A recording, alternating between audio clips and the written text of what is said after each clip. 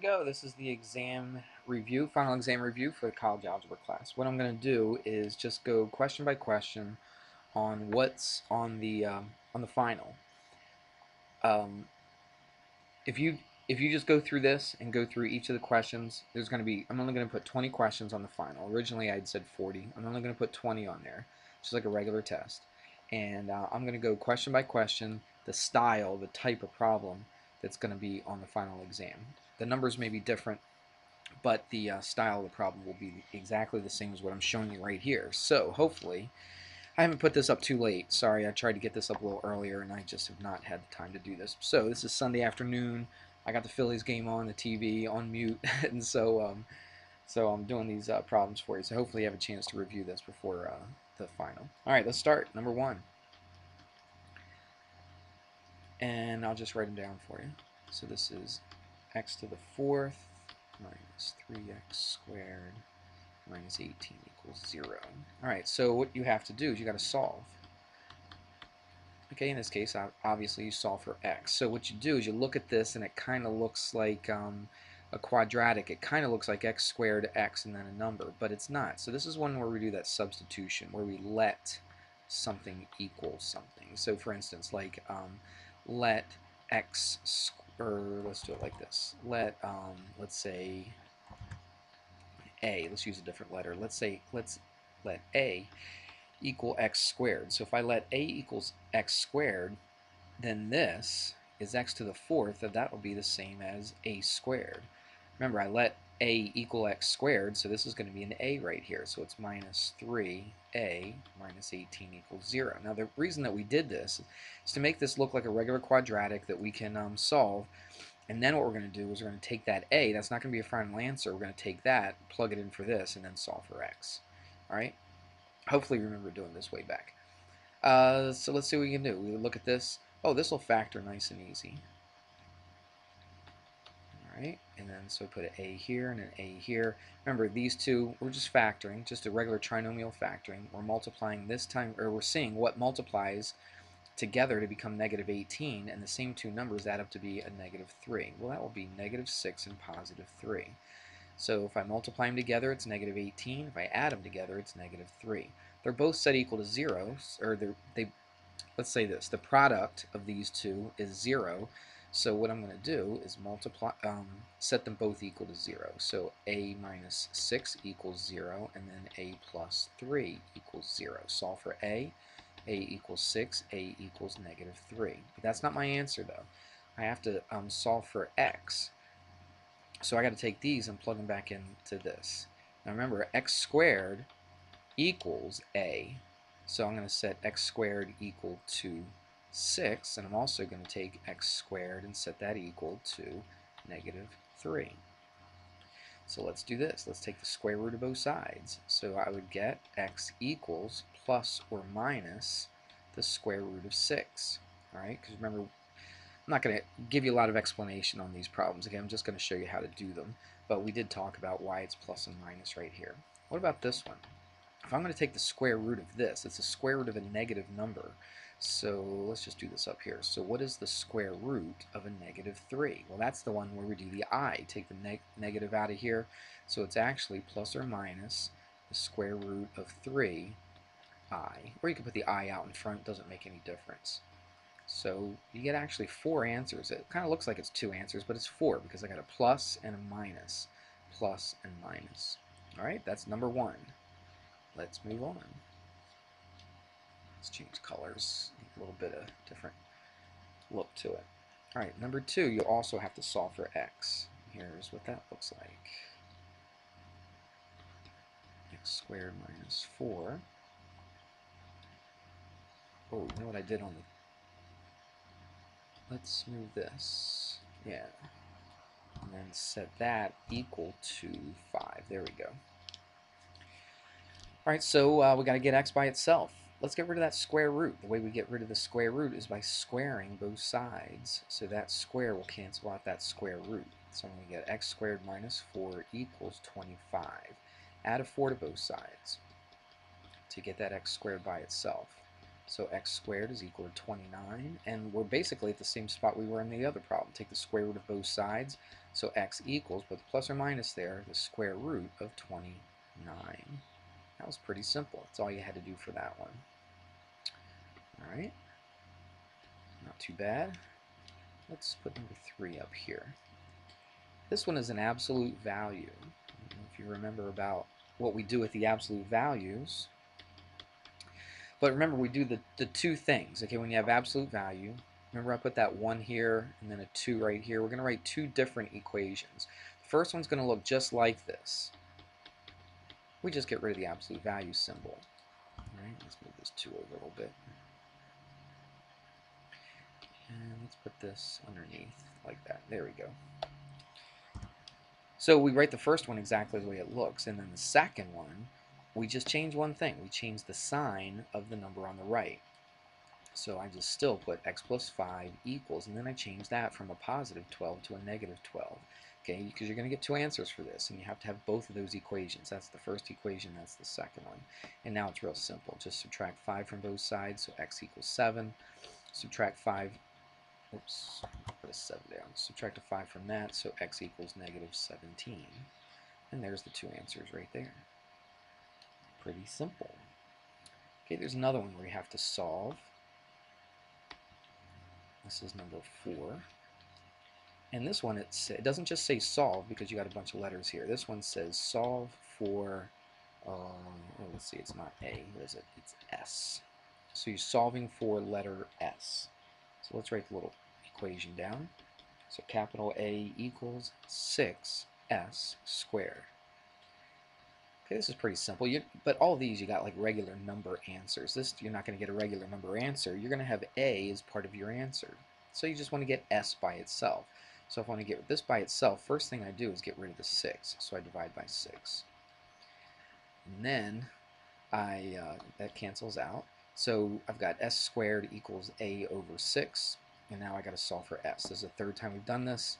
So I take the square root of both sides. So I take the square root of this side, take the square root of this side, plus or minus out in front. And there you go. Technically, that's, you're not really supposed to leave it like that. I'll show you what you're supposed to do here. Technically, you have to get rid of that square root on the bottom. So it would look something like this. Actually, let's put the 6 first instead of the A. So this would be square root of 6A over 6. Put a plus or minus in front of it. That's the way it should look. I'll tell you what, though. I'm just going to let you keep it like this. But if you do take a class in college, they're going to make you, they call it rationalizing the denominator. So we get rid of that 6 in the square root, and it should look like that. All right, but this is fine. If you want an answer on the final exam, just keep it like that. I'll let you have it like that. All right. Oh, I'm looking at the test I made up. I put 2 number 3s. So that's right. So technically, yeah. So technically, that was number 3 again. I'm just going to keep it in the order. I know that's weird. I'm going to have to get rid of one of these problems, but that's okay. The more you know, the better. All right, so that, we'll say that's number 3 again. So I'm going to have to get rid of one problem because I actually have 21 problems now because I didn't realize I put 2 number 3s. All right, let's do this one. It's pretty easy. Now we're going to do inequalities. The inequalities really aren't much different than just solving a regular equation. There's one little change, but I don't even know if that change happens on this one or not. I'll show you what I'm talking about. An inequality is that less than or greater than thing. So we've got greater than, and then we've got 10x minus 13. All right. So all we have to do is get x on the same side. So let's do this. Let's subtract a 10x from both sides, from this side and this side. And why not in the same step just get rid of the number that's with the x? So let's get rid of that minus 7. We'll do that by adding 7 to both sides. That cancels out. That cancels out. 12x minus 10x is 2x. That stays greater than. The only time that that changes is if you're multiplying or dividing by a negative number. We're not doing that here. We just subtracted.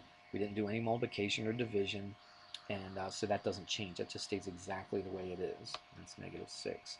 Now we are going to divide, but we're dividing by a positive 2, so that's not going to change this again. So in this particular one, the inequality really didn't do a whole lot. So I made it pretty easy for you on this one. So that cancels out, so x is greater than, you divide that, and that's -3. And that's it. That's your answer right there. All right. That was basically, I think from that, what was it 2.6 to 2.8 or something like that.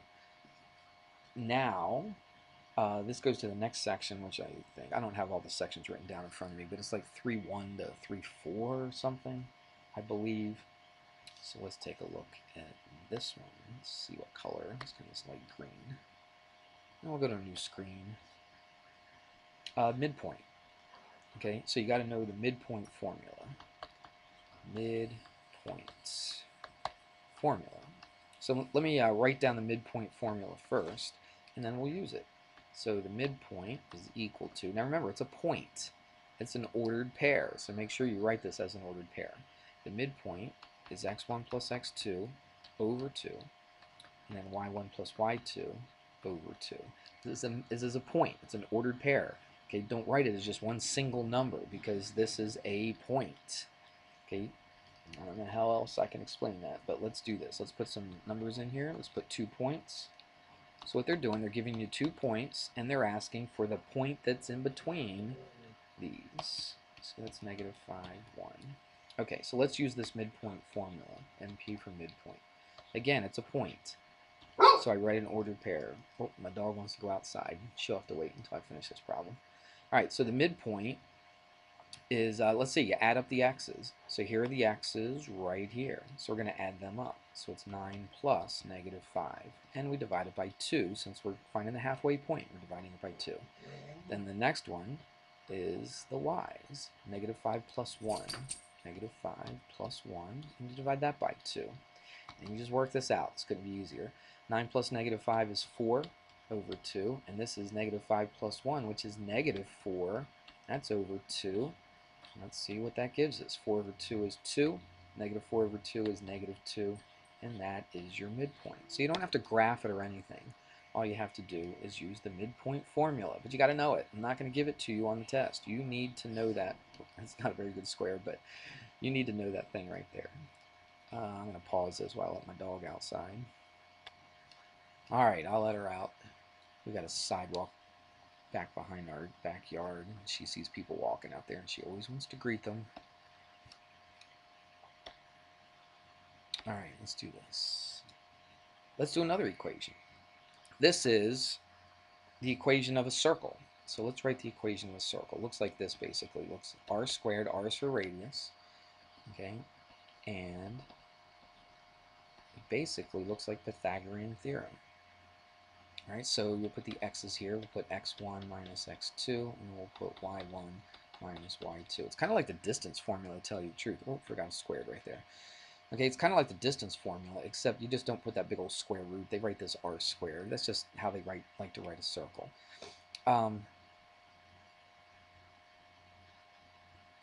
Let's not write it like that, because now that I wrote it down, I think we use h and k for this.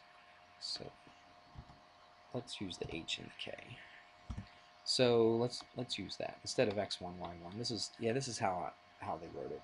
The h and the k represents the center of the circle. So the center of the circle is the point hk, and the radius should be pretty obvious what the radius is. The radius is the r. Okay, so here's the question. It says, let me find it. It says, they call it the center radius form of the equation of a line because you got a center and a radius. Pretty obvious. And they tell you the center. They tell you the center is 8, -3. This is just a matter of just plugging stuff into a formula. So really, it's just a matter of memorizing what this formula is. So they give you the center and they give you the radius. The radius is 7. And so you just have to plug this stuff in. Here we go. R squared. Well, it's 7 squared. Tell you what, let's just, instead of writing it 7 squared, let's write it 49. It's a little nicer. Wouldn't be wrong if you left it 7 squared. It's just a little nicer if you actually figure that out, and it's 49. Let's do the rest of this. It's x minus the h. Again, what is the h and the k? The h and the k are the center of the circle. This one is the h, and this one is the k. So it's going to be x minus, we just put an x there, okay? You don't put a number in for x, you just write the letter x. And you go minus the h, so it's x minus 8. And that would be squared.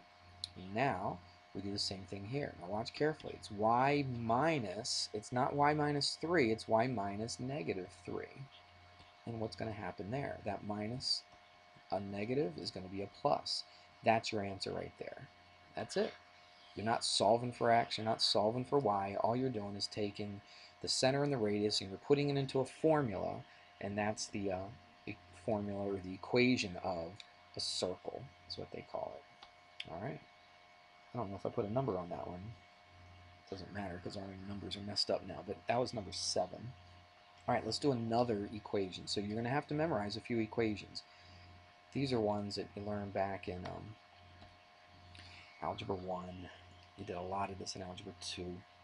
So these should be pretty familiar. Let's do the slope. The slope of a line. All right? And the slope of a line, we have several different forms of a slope of a line. The most familiar one is the slope-intercept form. And that's all I'm going to ask you on this final exam. Just the slope-intercept form. Okay, it's the one everybody knows. It's y equals mx plus b. The m is the slope, and the b is the y, not slop, but slope. Okay, and the b is the y-intercept. All right, and they give you 2 points again. They give you 4, 8, and they give you 6, 3. Okay, let's do these. These problems, by the way, were taken from the test that you guys took. But the one on the final exam, you may have different numbers, so just be aware of that. All right, so let's do this. First of all, what do we have to do? Find the slope and the y-intercept. You don't know either one of these. All you know are 2 points. But first thing I would do is find the slope. You can find the slope right here. So the equation for slope, if you remember this, the slope is equal to the change in y over the change in x. What does that mean? It means you subtract the y's, put it on top, and you subtract the x's, and you put them on the bottom. So you needed to know that in order to find the slope-intercept form. So let's do that. So the slope between these 2 points right here is this. It's change in y over change in x.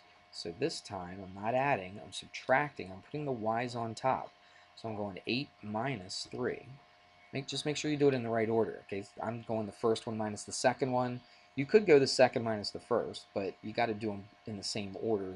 Whatever you do the y's, you got to do the x's in the same order. So I'm going like this. So 8 minus 3. And then I'm going to go 4 minus 6. 8 minus 3 is 5. And 4 minus 6 is negative 2. So that's your slope. That's going to go right here. So let's write our little formula. Y equals mx plus b. Our m is negative 5 over 2. Put an x right there. Now we've got to find out what the y-intercept is. I hear dogs in the background. The loudest dogs are not mine. They're the next door neighbors. They have 2 German shepherds and they're very loud. Well, anyway. Let's find the y-intercept. How do we find the y-intercept? Well, now that we know the slope, we can plug it back into this, and then we know what our x and y is. Let's go multicolor here. We can actually put a number in for x and for y and for the slope since we just found it, and then we can solve for b. You can take either one of these points, it doesn't matter. Let's take 6, 3. It doesn't really make any difference. So let's take this point, 6, 3, and then this is going to be our x and this is going to be our y. So we're going to put it all into here. We're going to find the slope. Once we find the slope, then I'll finish this equation up. So let's plug some stuff in. It's y equals mx plus b. So the y is 3. Let's just put it right here. Equals m. We just found m, which is negative 5 over 2. Times x. X is 6. I'm going to put 6 over 1 since I'm multiplying it by a fraction. Now we don't know the b, so I put plus b. Let's work this thing out. It looks complicated, but this one actually works out real nice and easy. Because look, this 2 goes into this 6 3 times. That's negative 15 plus b. Add a 15 to both sides, and b is 18. And for all practical purposes, you are finished. Because b is 18, so we're going to put that right there, and there is the equation of the line that goes through the point 4, 8, and 6, 3. All right, let's do another. What haven't we used yet? I think we're pretty much used them all up. Let's go with this darker purple. Alright, this is just regular solve the equation kind of thing. It's kind of like a multi-step equation. So let's write this down. You're going to have to do some distributing, getting x on the same side, getting x by itself, all that good stuff. Actually, let's put a bracket here. Yeah, they put a bracket right there. It means the same thing as a parentheses. And this is going to be 5 plus 3x minus 6. And you basically have to know your order of operations. And let's see how it goes. Let's just start with this left side. What am I going to do here? I'm going to take this minus, and I'm going to distribute it through this parentheses right there. So I've got 3x minus 8 plus x. What can we do over here? First thing I'm going to do over here is, I'm looking at this parentheses right there. You know what? I didn't write that correctly. That's not an x. It's just a 5. Okay, so let's try this again. So what I'm going to do is simplify this parentheses right here. So I've got a 5 minus a 6, and that, might as well just write everything out again, just so I don't confuse you. So 5 minus 6 is negative 1 plus 3x. Alright, so I simplify, well, I just distributed the negative through here, and I just added these two right here. That's all I've done so far. Let's keep going. I'm going to take this left side, I'm going to add some like terms. 3x plus 1x is 4x. Now the left side is completely simplified. Let's deal with this thing over here. First of all, I got a negative. Remember I had a negative outside of this parentheses? Now I got the same exact thing here. So again, I don't want to do too many steps at once. So all I'm doing is taking that negative, not the 8, just the negative, and distribute it through this parentheses. So there's my 8, minus a negative 1 is plus 1, and minus a positive 3x is a minus 3x. Alright, almost done here. I'll tell you what, let's just do this real quick so I don't have to write down everything else again. 8 plus 1 is 9. Let's just make that thing a 9. That makes things pretty easy. Alright, this left side is already simplified. I'm not going to mess with this. I can do one more thing on this right side. I can take the 5 and I can distribute the 5 through here. 5 times 9 is 45, minus 5 times 3, that's 15x. Alright, so I got rid of all my parentheses, got rid of all the distributing and all that stuff. Now all I got to do is get the x's on the same side and the constants on the other side. I'm going to do that by adding 15x. And in the same step, I got the x's on the left-hand side. Let's put this number over here on the right-hand side. So that canceled, and that canceled. So what do I got here? I got 19x equals, and what's that? 53, I believe. And I don't think that goes evenly. So we're just going to write x equals 53 over 19. I don't know, does it go evenly? Let me check. Alright, here's a calculator. Let's put in 53 divided by 19. 53 was divided right there. Divided by 19. Nope, doesn't go in even, so let's just keep it like that. I'm perfectly fine with that. You don't have to change that. Don't put it into a calculator to get a decimal. The only reason I did that is just to see if it came out even. If it came out even, I'd like to write it as a whole number, but that one did not. Alright, let's do another one. This is number 10 on my test, even though it's probably the 11th problem that we've done here. Let's see, write an equation, slope-intercept form, another one of those that passes through the point 3, 1. So I've got a line that goes through this point and is parallel to this line right here.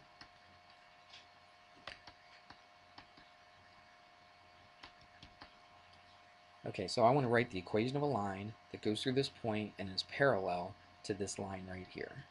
Well, first thing we need to do with slope-intercept form is define the slope of this line. That's really all we're concerned about on this line right here, is to find the slope. Because I got an x and a y right here that I can plug in, I just have to find the slope. How do you do that? You get y by itself. So let's do that. Let's add a 7x to both sides. So I got negative 5y equals 7x minus 1. Let's divide both sides by negative 5. Now technically you divide both of these, but all I care about is the slope. And there it is right there. It's negative 7/5. Okay, x, and that would be what? Plus 1/5. I don't really even care about that y-intercept. All I care about is that right there. which is the slope. Now it's parallel. Remember, if they're parallel to each other, they have the same slope. If they're perpendicular to each other, the slopes are negative reciprocals. But it's parallel. Parallel means they have the same exact slope. So the slope of this line is also going to be negative 7/5. So here's my information that I have. I've got this information right here. All I have to do is write the equation of a line, slope-intercept form of a line that has this information in it. So again, what did we do? We said that that was x and that was y. So let's write it down. Y equals mx plus b. Now let's just plug in everything that we know and then solve for b. We did this earlier in one of the other problems. So y is 1, so I put a 1 right here. The m is negative 7/5 times x. Look up here. X is 3, so I put times 3, put it over 1, and then plus b. Now this one doesn't come out as pretty as the other one does, so we're going to have to work with fractions just a little bit, so watch carefully.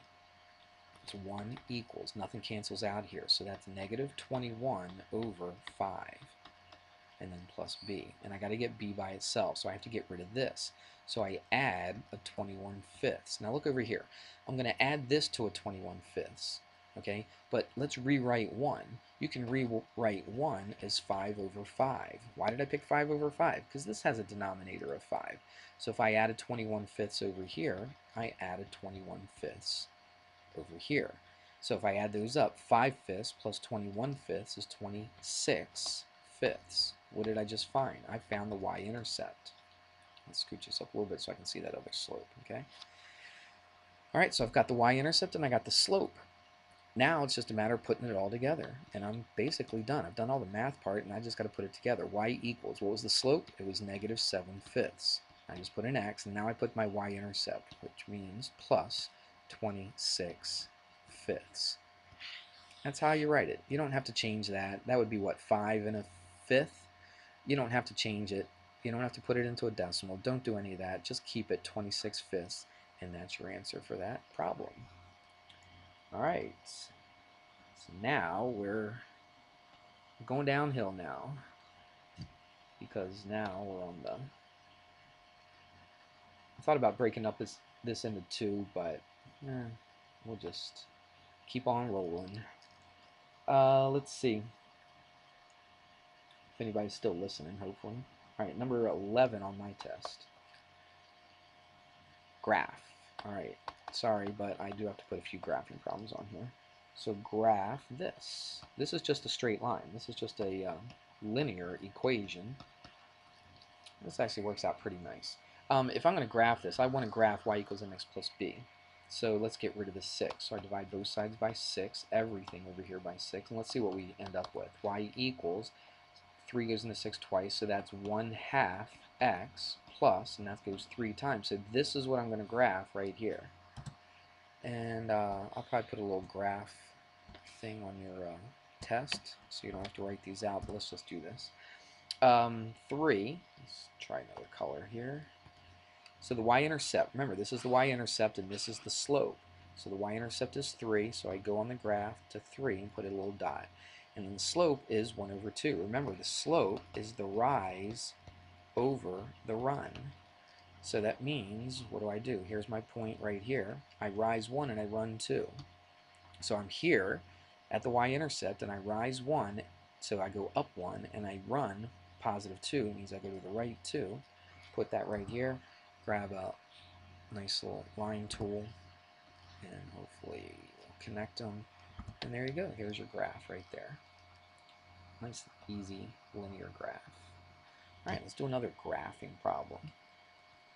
This is absolute value. And absolute value is probably the second easiest one, but we change things around a little bit here. It's 2 times the absolute value of x plus 4 and then minus 4. So you can go back and watch the video on this, I guess, if you have time. But what does this do? That plus 4 next to the x, when you're changing the actual value of the x, this actually moves it to the left 4 places. This right here, when it's on the outside of the function, outside of the absolute value, that means we're going to take this down 4 places. And what is this to? That means we stretch. Okay, it makes it, let's just say it makes it wider. I'll just say that, okay? So this 2 actually makes it wider. So let's draw a graph. And you should know what the absolute value is. Remember, the absolute value function looks like a V. And let's do the graphing in blue here. All right, so what does this mean? It means we go to the left 4 places. 1, 2, 3, 4. And then this means we go down 4 places. 1, 2, 3, 4. So we're starting right here. And what does this do? Instead of going rise 1, run 1, this is kind of like your slope. So we're going to go rise 2 and run 1 right there. And then we're going to rise 2 and run 1 the other way. Remember, it's that V. It goes 2 ways. We did an absolute value problem earlier and we got 2 answers, and that's why you get this V, because you get 2 answers for each X that you put in there. Okay? And that's your graph right there. It looks like a V. There's the vertex of your graph. There's our slant. It goes up 2 over 1. If it didn't have the 2 right here, you would just go up 1 and over 1. And then it wouldn't be as steep. Is that what I'm saying? Right. Okay. Enough of that. That's all the graphing you'll have, just those 2. That's pretty easy. All right, let's go to composite functions. Hopefully you remember that stuff. Let's just go yellow again. All right, here we go. This is that f of x stuff. Functions. F of x equals 2x minus 9, and you have g of x. So you got 2 functions. You got the f function and you have the g function. And there's the g function. They're going to ask you to do a couple things. These are some of the easier ones that you'll do. But the subtraction sometimes can cause little problems for students. So let's do the subtraction right here. We're going to take the f function and subtract the g function from it. But you got to remember, with subtraction, right, you may have to distribute it through. So let's see. The f function is 2x minus 9. But you're subtracting what? The g function. You're subtracting a sum. So whenever you do that, you must put it in parentheses. If anybody goes wrong on this, that's probably where they're going to go wrong. And then you just have to figure out what this is equal to. So we have to distribute the negative. So let's write it out. 2x minus 9 minus 6x plus 7.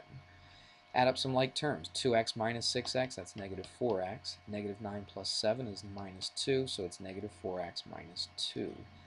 So you're not really solving for x. All you're doing is you're just working. You're just doing some kind of, what's the word? I can't think of the word, but what is the word? You're just doing like addition and subtraction to it. Okay, you're not really solving. You're not getting x by itself. Okay. All right. Let's do another function.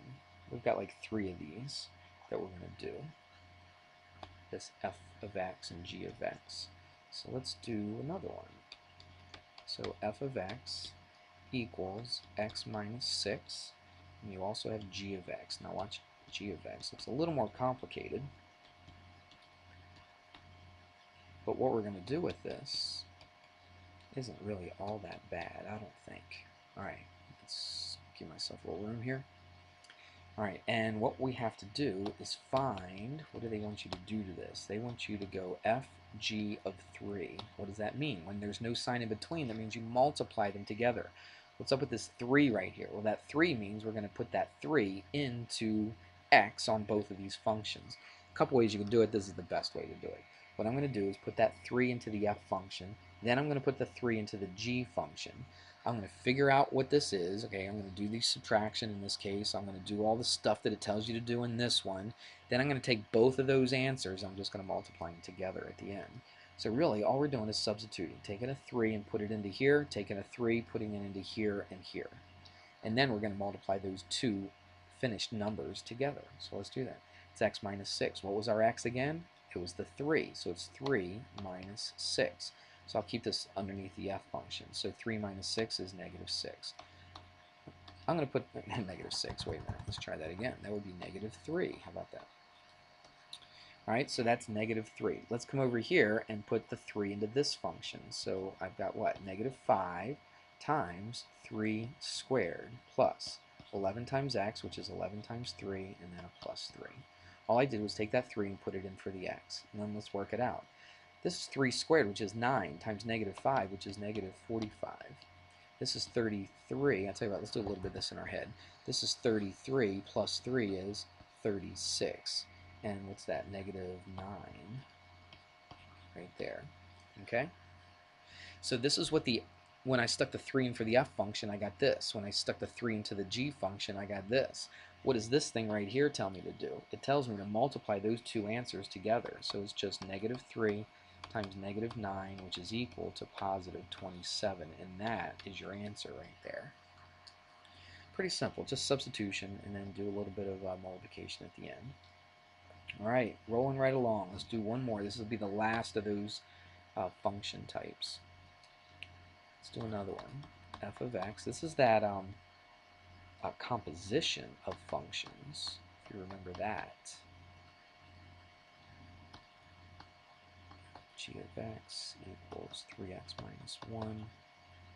And then the question says, find f composition g of x. Remember that little circle means composition. Well, what does that thing mean right there? Okay, that doesn't mean a whole lot to me except to change it to this form.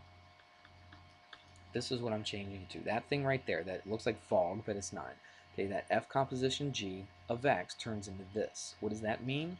That means that I take the g function and I put it into the f function.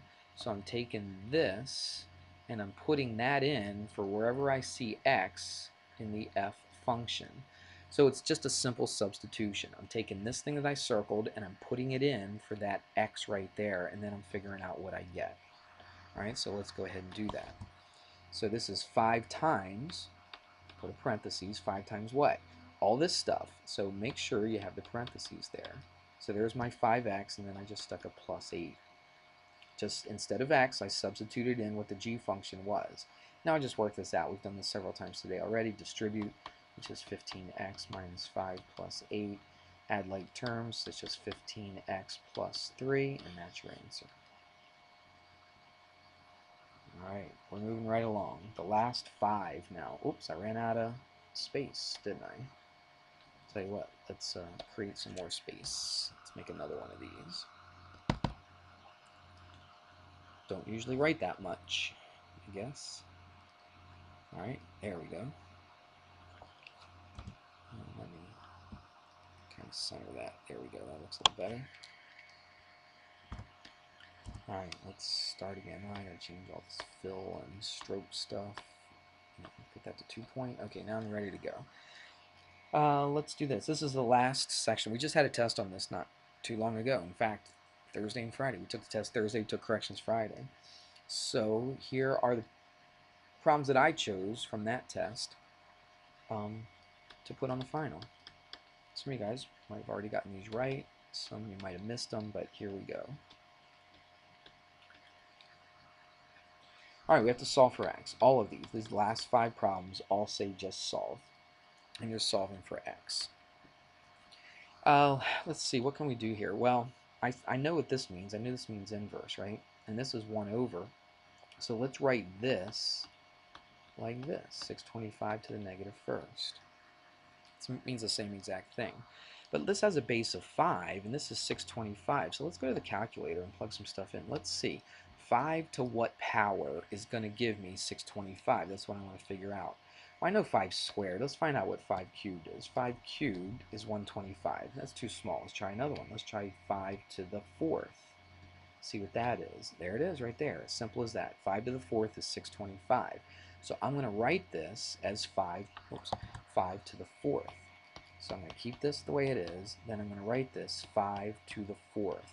That's 625. But it's being taken to the negative first. So let's do this. 5 to the negative x. We multiply these together. Our rule says for exponents we can multiply them together. And look what you have. You got the bases are the same. And what do you do with the exponents? You just set them equal to each other. So negative x equals negative 4. Divide both sides by a negative. And x equals positive 4. Okay, let's keep going. guess I don't need to stop and explain because you can always rewind it and listen to it again. Number 17. This is number 17 on my test. Sorry, I haven't been numbering every single one of these, but let's do this. This is a to the 3/2 power equals 125. These problems should look very familiar to you because we just finished taking the test. What am I going to do here? Well, I want to get a by itself, so I need to get rid of this exponent. And the way I can get rid of the exponent is I can take it to another power, and this will cancel out. How do I cancel them out? Put 2 over 3. So a to this power. So now if I take it to the 2/3 power here, I got to take this to the 2/3 power as well. And so what happens here? Watch, see that 3 cancels and that 2 cancels? I've got a to the first. That's exactly what I wanted. Now I got to figure this thing out. So I can rewrite it. It's 125. How do I deal with that? I mean, I guess you could just put it into a calculator, but this is how we do it. 125 to the 1/3, and then that whole thing is squared. You see how it's exactly the same thing? If I multiply the exponents together, I'll get 2/3. 1/3 times 2 is 2/3. All right? And what do we have to do here? And they've rigged this thing, obviously, so that this stuff works out to be a nice whole number. So 125 to the 1/3 power. It means the cube root of 125. We actually did that already if you look back here. Look, 5 to the 3rd is 125. So what's the cube root of 125? It's got to be 5. So 125 to the 1/3, or the cube root of 125, is 5. But now, what do we do with that 5? We have to square it. So a equals 25. We're getting there. If you've watched this whole time, thank you very much. Thanks for hanging in there. We're almost at the finish line. Let's do this one. This is 2 to the x minus 3 equals 10. Some of these problems, I didn't put them on this final, but some of these problems you can get well, actually not the one we just finished. I got the base to be the same. Okay, if you got the bases the same, you can set the exponents equal to each other. Well, this one, there's really not any way you can get the bases to be the same. So what I'm going to do is, let's get a different color. What I'm going to do is I'm going to take the log of both sides, and I'll take the log of this side. So if I do that, we have some rules now with logarithms. That means I can take this and plug that, okay, out front. So let's put it out front, keep it in parentheses, log 2 equals log 10. Now, I got to get x by itself. So the way I'm going to do that is, you can do a couple things. You know what I'm going to do? Most people would think about distributing through this, and that would be perfectly fine. You could, but look, this log 2 is being multiplied by this parentheses. So why not just get rid of the log 2 right now by dividing by a log 2? Remember, log 2 is just a number. It's just some decimal number in our calculator. So I divide this by log 2, divide this by log 2. All right, so that cancels with that. I've got x minus 3 equals this thing right here. Well, how do I get rid of this minus 3? I add a 3, so I'll just add a 3 over here. I kind of streamlined it a little bit here. So I got x by itself, and this is what I want to plug into a calculator. So let's plug that into a calculator and see what we get. Log 10, so where's the log button right there? Log 10 divided by, right, log 2. Log 2. Alright, and that equals that number right there.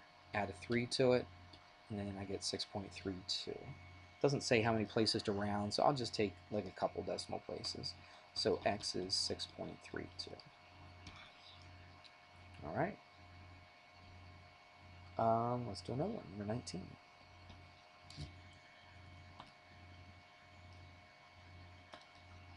Number 19. Alright, this is 2 to the x plus 4 equals 7 to the 5x minus 0.34. Pretty ugly. Alright, if you look at this, there's no way we can get the bases the same here either. So I'm going to do the same exact thing. I'm going to take the log of both sides. And let's see what we're going to do. The first step is exactly what we did earlier. I'm going to take that x plus 4. I'm going to chuck that out in front, right there. So let's write that out. Let's do this in green again. Stay with the color consistency here. So I've got x plus 4. Now look, this is being multiplied by something. Anytime you have a sum, I always put that in parentheses. So it's x plus 4 log 2. Now this takes a few steps, all right? And just bear with me on this, all right? It will take some steps, but they're basic algebra type steps. Let's do the same thing with this. Let's take all this ugly mess and put that out in front as well, and put that in parentheses. 5x minus 0.34 and then log 7. Now remember what I'm trying to do. I'm trying to get x on the same side. I've got an x here and I've got an x over here. I've got to put them on the same side. Now in this case, in order to put this x over here on the left side, I can't have it part of a multiplication like this, okay? So I will have to distribute. So I'm going to distribute both of these things. So I'm going to take that log 2, distribute it through both of this. The log 7, distribute through both of these. So let's see what we get. We get x log 2 plus 4 log 2 equals, let's do the same thing here. This is 5x log 7 minus 0.34 log 7. Alright, pretty ugly looking, but it's not that hard. It's just distribution. Okay, just distributing. Alright, what's the deal? The whole idea was to get the x's on the same side. So let's take this x here and put it over here on the left side. I can't just separate it from all this stuff. So I'm going to have to take this whole entire thing and put it over to the left-hand side. Now notice, it's one term that's being added, so we do the opposite, and which is subtraction. And so let's go ahead and do that. I get x log 2.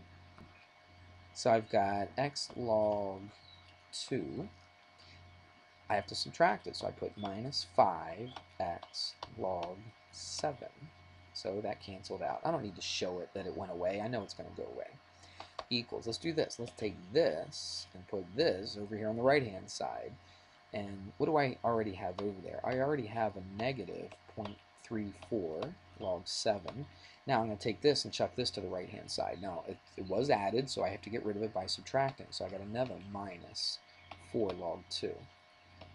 Again, looks ugly, but it's just basic algebra principles as far as moving things from the left side to the right side. Now here's the part that confuses everybody, but look, you've got an x in common with both of these. The only way that we can get that x by itself or isolated is by factoring out this x. So I take out an x, and what am I left with? If I factor an x out of this, I'm just left with log 2. If I take an x out of this, what am I left with? 5 log 7. And that equals all this stuff. I'm not even going to mess with this. I'm not going to put them in a calculator just yet. I'm not going to get all these different separate decimals from the calculator. Now, I'm almost done. Okay, all I got to do is get x by itself. And how do I do that? This stuff right here is being multiplied by the x, so all I do is get rid of it by dividing. I don't have to show it over here on the left, but I am going to show it over here on the right. So I divide by all that mess. So it's log 2 minus 5 log 7. So that canceled out. It moved over here. This is what you're putting into your calculator. Let's do that. It's probably the hardest part of this problem for a lot of people is using the calculator for this. Now remember what I suggested to you. I suggested using parentheses. One right here, one right here. To tell you the truth, that's really not all that necessary, but I like the idea of putting the parentheses here just to kind of group it together. I think it's a little easier to do it that way. So let's do that. Where am I? Calculator. Okay. So it's on. Put a left parentheses to start off, and then go negative 0.34 log 7. And close that parentheses around the 7, and then put a minus, and then I do the same thing here. 4 log 2. 4 log 2. Right? Now that parentheses is just around the 2, but I need this yellow parentheses, so I'm going to put one more parentheses right there. Now I hit divide. Now I got another parentheses on this side, so I put a left parentheses, and now I just stick all this in the calculator. Log 2. I like to close that parentheses, and then minus 5 log 7. All right. See what I did? I just closed that parentheses around the 7, but I still need this yellow parentheses right here, so I put one more. What that did, it grouped that whole bottom. So I took the whole top, okay, around this parentheses right here, divided by, and then I put a parentheses and I closed it right here on all the bottom. So I've got the top divided by the bottom. Now I hit enter and everything should be nice and pretty, 0.38. It doesn't say again how many places to round it, so we'll just round it 2 places, 0.38. So x is equal to 0.38. There you go. I think I did everything right there. If you see a mistake, let me know, because I'm just doing this very quickly. Let's see. Oh, the last one. Yay, we're almost there. What should be our last color? Let's go with this green right here. All right, let's see what we get. We got log 3x. Now they're starting off with a log. Before we had to know to put the logs out in front. So we have to know a little rule here. I noticed something. I see a log of something plus the log of something. That should remind you of one of the rules we had. Okay, if you have a plus or a positive or an addition, okay, between two logarithms, that should definitely tell you something. That means we're going to change it to one logarithm and then we're going to do some multiplication. It's supposed to be equals. I don't know if I made it worse or not. Anyway, there you go. So we can't really do anything to this side, so we're going to keep it just like this. Now this side right here, we're going to make it one logarithm, not two separated by a plus sign. So I'm going to put one logarithm. Now what does the rule say? It says that I can multiply this and this together. So it's 4 times x minus 5. Now, why did that help us? Well, that helped us because the log of this stuff equals the log of that stuff.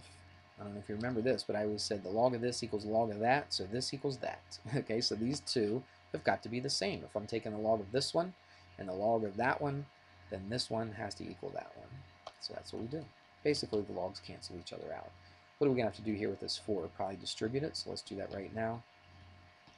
Subtract 3x from both sides. Let's just do that. Subtract 3x from both sides, that's an x. Add a 20 to both sides, that's a 20. So x equals 20, and then you are finished. That's it. Look at that. Got it done in less than an hour, which is probably, I don't know if you made it through the whole thing or not, but I hope you did. All right, good luck, and make sure you study this, okay? If there's anything you study this thing right here, because that tells you exactly what's going to be on the test. All right, good luck, and we'll see you on Monday.